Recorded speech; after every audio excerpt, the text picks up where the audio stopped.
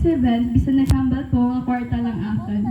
Thank you, ma, kay I know this costs a lot of money, but let's keep that aside.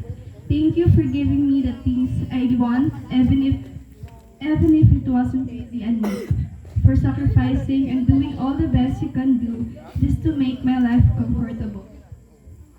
Thank you, Nak. To Tita Christy, bisan wala siya, na di nagsawa to give everything that she can give. Thank you, Tita.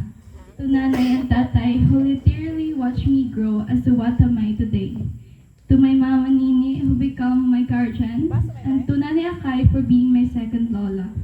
To my cousins, especially to Manang Maika, Manang Dimple, Nan Daisy, and Bird. Thank you for everything.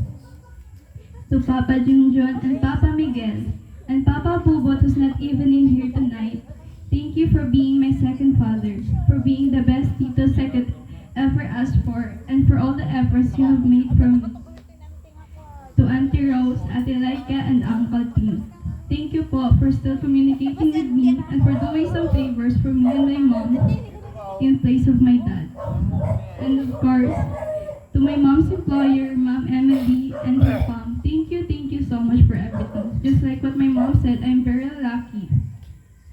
And last but definitely not the least, to my senior high school friends. Idyaman or wala, thank you so much. Understand ko man nga busy ka mo, some of you even have midterms today.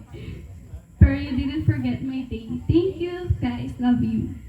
To everyone who's with me here today, thank you for being part of this milestone.